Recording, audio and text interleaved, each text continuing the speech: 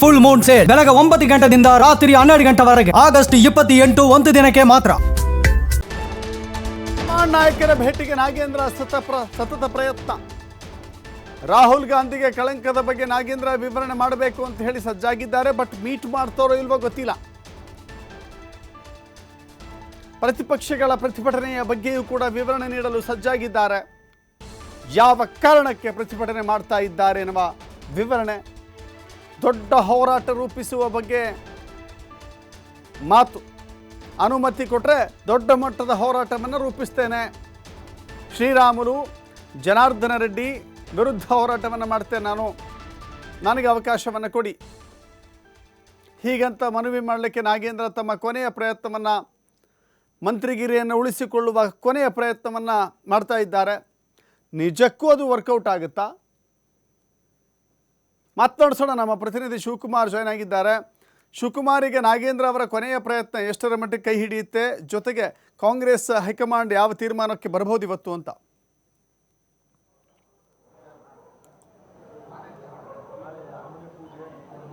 ದಶರಥ್, ಈಗಾಗಲೇ ನಾಗೇಂದ್ರ ಅವರ ರಾಜೀನಾಮೆಯ ವಿಚಾರ ರಾಜ್ಯ ಮಟ್ಟದಲ್ಲಿ ದೊಡ್ಡ ಸಂಚಲನವನ್ನು ಉಂಟು ಮಾಡಿದೆ.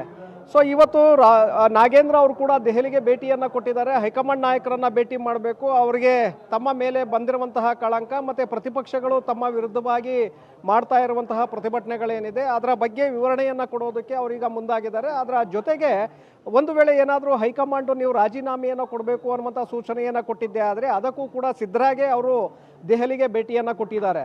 ಸೊ ಹಾಗಾಗಿ ಇನ್ನು ದೆಹಲಿಗೆ ಭೇಟಿಯನ್ನು ಕೊಟ್ಟಿದ್ರು ಕೂಡ ಅವರಿಗೆ ರಾಹುಲ್ ಗಾಂಧಿ ಅವರು ಸಮಯ ಅವಕಾಶವನ್ನು ಕೊಟ್ಟಿಲ್ಲ. ಈಗ ಮುಖ್ಯಮಂತ್ರಿಗಳ ಜೊತೆ ಸುಮಾರು 1 ಗಂಟೆಗಳ ಕಾಲ ರಾಹುಲ್ ಗಾಂಧಿ ಅವರು ಈಗಾಗಲೇ ಮಾತುಕತೆಯನ್ನು ನಡೆಸಿದ್ದಾರೆ. ಈಗ ಅವ್ರಿಗೆ ಅವಕಾಶ ಸಿಗಬಹುದು ಅಂತೇಳಿ ಸತೀಶ್ ಜಾರಕಿಹೊಳಿ ಹಾಗೆ ನಾಗೇಂದ್ರ ಅವರು ಕಾದು ಕುಳಿತಿದ್ದಾರೆ. ಅವಕಾಶ ಸಿಕ್ಕಿದ ನಂತರ ಅವರನ್ನು ಭೇಟಿ ಮಾಡಿ ತಮ್ಮ ಮೇಲೆ ಬಂದಿರುವಂಥ ಆರೋಪ ಮತ್ತು ತಾವು ಮುಂದೆ ಏನು ಮಾಡ್ತೇವೆ ಮತ್ತು BJP JDSನ ವಿರುದ್ಧವಾಗಿ ಪ್ರತಿಭಟನೆಯನ್ನು ರೂಪಿಸುವಂತಹ ಒಂದು ವಿವರಣೆಗಳನ್ನು ಕೂಡ ಕೊಡಲಿದ್ದಾರೆ. ಬಹುತೇಕವಾಗಿ ನಮಗೆ ನಾಗೇಂದ್ರ ಅವರ ಕಡೆಯಿಂದ ಬಂದಂಥ ಮಾಹಿತಿಗಳ ಪ್ರಕಾರ ಅವರು ಶ್ರೀರಾಮುಲು ಮತ್ತು ಜನಾರ್ದನ ರೆಡ್ಡಿ ಅವರಿಗೆ ಸಂಬಂಧಪಟ್ಟಂತಹ ದಾಖಲೆಗಳನ್ನು ಅವರು ದೆಹಲಿಗೆ ಕೊಂಡೊಯ್ದಿದ್ದಾರೆ ಅನ್ನುವಂಥ ಮಾಹಿತಿಗಳಿದೆ. ಅಂದರೆ ಅವರ ಮೇಲೂ ಕೂಡ ಗಂಭೀರವಾದಂಥ ಪ್ರಕರಣಗಳಿದೆ. ಆ ಪ್ರಕರಣಗಳ ವಿರುದ್ಧವಾಗಿ ನಾವು ಕೂಡ BJP JDS ಎಲ್ಲಿ ಹೋರಾಟವನ್ನು ಮಾಡ್ತಾರೆ ಅದೇ ಭಾಗದಲ್ಲಿ ನಾವು ಕೂಡ ದೊಡ್ಡ ಮಟ್ಟದ ಹೋರಾಟವನ್ನು ಮಾಡ್ತೇವೆ, ಹಾಗಾಗಿ ನಮಗೆ ಅವಕಾಶವನ್ನು ಕೊಡಿ ಅನ್ನುವಂಥ ಮನವಿಯನ್ನು ರಾಹುಲ್ ಗಾಂಧಿ ಅವರ ಮುಂದೆ ಇಡಲಿದ್ದಾರೆ. ಒಂದು ವೇಳೆ ರಾಹುಲ್ ಗಾಂಧಿ ಅವರು ಅದಕ್ಕೆ ಒಪ್ಪಿಗೆಯನ್ನು ಕೊಟ್ಟಿದ್ದೆ ಆದರೆ ಅವರು ಹೋರಾಟಕ್ಕೆ ಈಗಾಗಲೇ ಸಿದ್ಧತೆಗಳನ್ನು ಕೂಡ ಮಾಡ್ಕೊಂಡಿದ್ದಾರೆ. ಆದರೆ ಬಹುತೇಕವಾಗಿ ರಾಜೀನಾಮೆಯನ್ನು ಪಡೆಯುವಂತಹ ಒಂದು ಸಾಧ್ಯತೆಗಳೇ ಹೆಚ್ಚಿದೆ. ಅದಕ್ಕೂ ಕೂಡ ನಾಗೇಂದ್ರ ಅವರು ರೆಡಿಯಾಗಿದ್ದಾರೆ.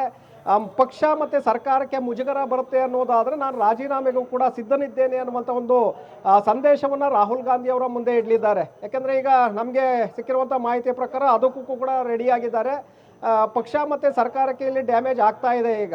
ಸೊ ಆ ನಿಟ್ಟಿನಲ್ಲಿ ಹೈಕಮಾಂಡ್ ನಾಯಕರು ಯಾವ ರೀತಿಯಾದಂಥ ನಿರ್ಧಾರವನ್ನು ತೆಗೆದುಕೊಳ್ತಾರೆ ನೋಡಬೇಕಾಗತ್ತೆ. ಯಾಕೆಂದರೆ ಮುಖ್ಯಮಂತ್ರಿಗಳು ನಾಗೇಂದ್ರ ಅವರ ಪರವಾಗಿ ಸಮರ್ಥನೆಗೆ ನಿಂತಿದ್ದಾರೆ. ನೀವು ರಾಜೀನಾಮೆ ಕೊಡೋದು ಬೇಡ ಅನ್ನುವಂಥ ಸೂಚನೆಯನ್ನು ಈಗಾಗಲೇ ಮುಖ್ಯಮಂತ್ರಿಗಳು ನಾಗೇಂದ್ರ ಅವರಿಗೆ ಹೇಳಿದ್ದಾರೆ. ಆದರೆ ನಾಗೇಂದ್ರ ಅವರೇ ಸ್ವತಃ ರಾಜೀನಾಮೆಯನ್ನು ಕೊಡೋದಕ್ಕೆ ಈಗಾಗಲೇ ಮುಂದಾಗಿರುವಂಥದ್ದು. ಜೊತೆಗೆ ರಾಹುಲ್ ಗಾಂಧಿ ಅವರು ಏನು ಹೇಳ್ತಾರೆ ಅದರ ಮೇಲೆ ಅವರ ಅಳಿವು ಮತ್ತು ಉಳಿವು ಎರಡೂ ಕೂಡ ನಿಂತಿದೆ. ಸೊ ಹಾಗಾಗಿ ಸಾಕಷ್ಟು ಕುತೂಹಲ ಕೂಡ ಇದೆ. ಇವತ್ತು ಸಂಜೆಯೊಳಗೆ ರಾಹುಲ್ ಗಾಂಧಿ ಅವರನ್ನು ಭೇಟಿ ಮಾಡುವಂಥ ಸಾಧ್ಯತೆಗಳಿದೆ. ಜಾರಕಿಹೊಳಿ ಅವರು ಕೂಡ ಅವರಿಗೆ ಸಹಕಾರವನ್ನು ಕೊಡ್ತಾ ಇದ್ದಾರೆ. ಸೊ ಇಬ್ಬರು ನಾಯಕರು ಭೇಟಿಯನ್ನು ಮಾಡಬಹುದು ದಶರಥ್. ಯಾಕಂದರೆ ಈಗಾಗಲೇ ಸಾಕಷ್ಟು ಚರ್ಚೆಗಳಾಗ್ತಾ ಇದೆ. ಮುಖ್ಯಮಂತ್ರಿಗಳು ಕೂಡ ನಾಗೇಂದ್ರ ಅವರ ವಿಚಾರದ ಬಗ್ಗೆ ಈಗಾಗಲೇ ಸಾಕಷ್ಟು ಗಮನವನ್ನು ಸೆಳೆದಿದ್ದಾರೆ. ಅದರ ಜೊತೆಗೆ ಸಂಪುಟಕ್ಕೆ ಸರ್ಜರಿ ಮಾಡುವ ವಿಚಾರದ ಬಗ್ಗೆ ಕೂಡ ರಾಹುಲ್ ಗಾಂಧಿ ಅವರ ಜೊತೆ ಚರ್ಚೆಯನ್ನು ಮಾಡಿದ್ದಾರೆ. ನಾಗೇಂದ್ರ ಅವರ ವಿಚಾರದಲ್ಲಿ ಅವರ ಅಭಿಪ್ರಾಯವನ್ನು ಪಡೆದ ನಂತರ ಯಾವ ನಿರ್ಧಾರವನ್ನು ತೆಗೆದುಕೊಳ್ತಾರೆ ನೋಡಬೇಕಾಗತ್ತೆ. Yes, thank you Shivakumar.